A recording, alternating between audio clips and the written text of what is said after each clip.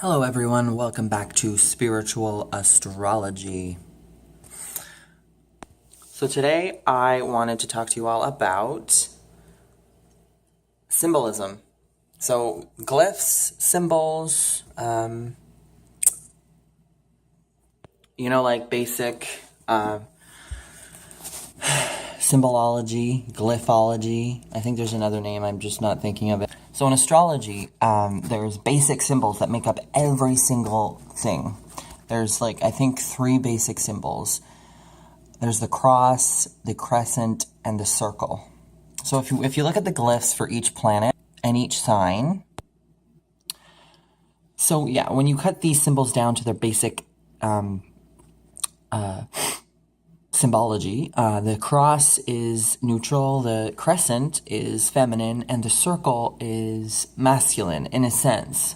And what I mean by this is that the crescent is actually very receptive. The cross symbolizes matter, and the crescent is receptive, the cross is matter, and the circle kind of symbolizes the self or the ego, or kind of just consciousness.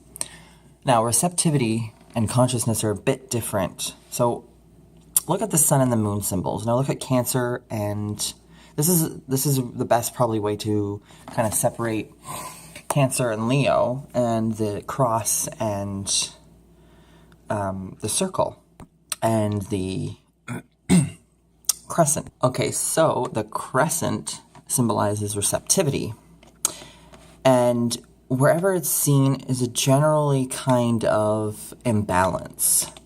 So it just like Cancer represents the moon, the cycles of the moon, its planet is the pure crescent. And even in its symbology, there are circles, but there's crescents.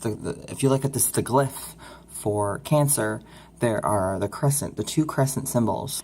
And of course, they're both connected to the circle too, and then we'll get into that, maybe in another video. But first, there is a crescent, which Taurus has a crescent. So Taurus and Cancer are both very, very crescent-oriented.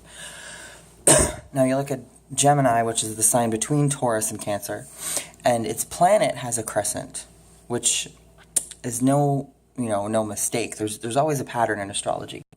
So the Cancer is subjective. The crescent symbol symbolizes a very subjective kind of thing. And Leo is the circle.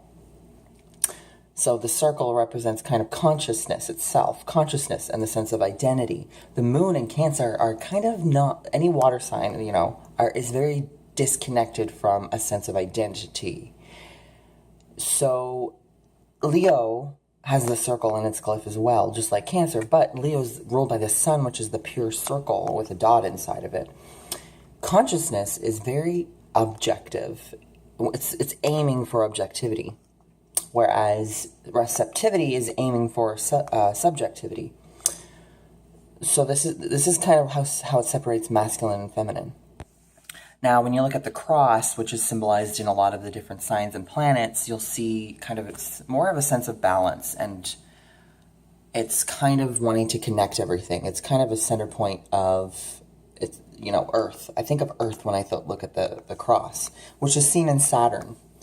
So you see it in Saturn and Uranus, which is a cross. Saturn is a cross on the crescent. It's kind of blocking some of that receptivity.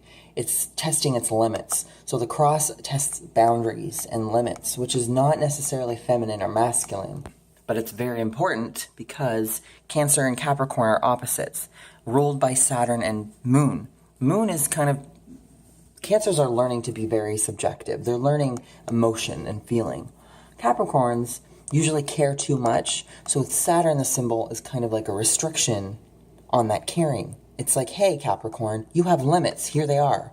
So everyone says Saturn is a negative planet. Not necessarily, because the cross actually helps balance Capricorn's intense, deeply felt emotions. Whereas Cancer is kind of more opened up and, likely to feel anything left and right. It feels less separated. Whereas the cross symbol in any planet or sign is going to bring separation, limitations. Anyway, the circle, any circle that you find, you'll see ego. Any circle symbol in astrology is ego, and kind of forcefulness, kind of vibrancy, kind of an energy, consciousness. So it's a presence. So the circle is very masculine. It symbolizes spirit. So that's the actual raw energy, spirit. The circle is soul, and the cross is matter. So matter, soul, and spirit make up these three basic symbols in astrology. So the circle is very, it likes to feel separate. That's the whole point of consciousness, of living in this universe, is to be separate and learn things before you connect to the whole again. So that's very much what, that's why fire people and the sun is very happy in fire signs, because it's a sense of identity that's separate from other people, that says, look at me, I'm here. And it's just very pure. And that's what the sun and consciousness wants us to learn. It's kind of our eyes. That's why Leo actually rules one of the eyes, and they say Cancer rules the other eye, or Virgo. So it's just pure objective consciousness. But then you add in emotion, and things get skewed, but in a good way, because you start to feel things. It's more of a deeper sense. It's receptive. It's inward. It's feminine. That is the crescent symbol.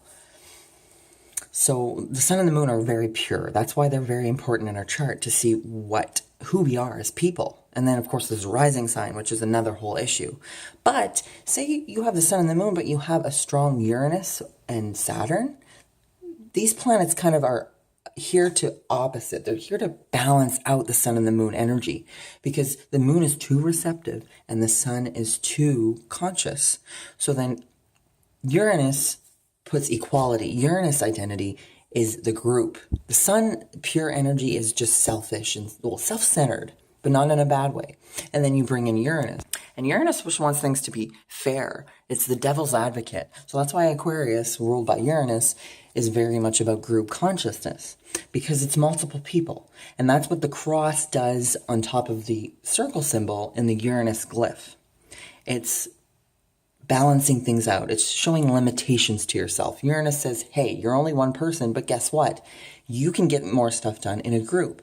Saturn says, hey, you care about things, but there has to be a limit. You can't care too much. It may force you to repress emotions, but it shows you time. It introduces a concept of time, which is way beyond the moon, way beyond the crescent. So these symbolisms are very important in astrology, to break down the basic symbols in every glyph that you see is extremely important if you want to learn astrology. If you want to be, there's always patterns. And if you see these patterns, good on you, because you're going to be an amazing astrologer. And the cross, the crescent, and the circle, like I said, spirit, soul, and matter are the basic foundations. You could call them the Holy Trinity. So if you're just learning astrology, these are important, crucial elements to learn how to do, astrology, and to learn even, symbolism in astronomy or mythology. It really brings you to an understanding on a fundamental level. So that's how I like to learn, to build, building blocks. It's how Saturn introduces things, and I'm Saturn oriented, so it's just a sense of foundation. And if you need that to learn, it's really important, and it's really helpful to just know why the glyphs are there. You can't just say, oh, Aries is a ram's head. No, it's actually two crescents going down, connecting. It's two receptivity, but learning to let go and just be yourself. Taurus, of course, is the circle with the crescent on top. It's ego and receptivity. It's a very good balance of both. And then Gemini is the lines. Gemini has no circle, which kind of says a lot. You can get really into this. And then there's the Capricorn symbol, which is just really complicated. And then they say the Aquarius symbol is a whole bunch of crescents, connecting. So that's very different than Leo, of course, right? The sun and the circle. The circle's in Leo. But then the Aquarius doesn't have that circle. So when the circle isn't there anymore, usually there's a lack of identity or a lack of centerness, and more you put your identity in other people or other things. And that's very Aquarius. And that's why the symbolism is very important. And also why Uranus symbol is the cross on top of the circle, because it just shows matter, and, you know, restrictions are more important than identity or spirit. All right, well, thank you for watching. I hope you enjoyed. This is something that I've learned a long time ago, but I don't think it's something that's necessarily taught to everyone or every astrologer. Or, you know, it's not something necessarily evident or clear. So look into mythology. If you're into astrology and mythology, just look into symbology. The symbols are all around you, you know. Break down everything you find in astrology. Don't take anything, don't believe something that someone says until you feel it. That's why I believe in astrology, why a lot of intuitive astrologers do astrology, because they believe it intuitively. All right, well, thank you for watching. And have a good one, and like, subscribe, and keep watching my videos. I plan on making a whole bunch of videos, and I want to know people's comments. I want to know what people are thinking, and I want to know why you're into astrology. Just communicate, like have a discussion in the thing down below. Thank you. Bye.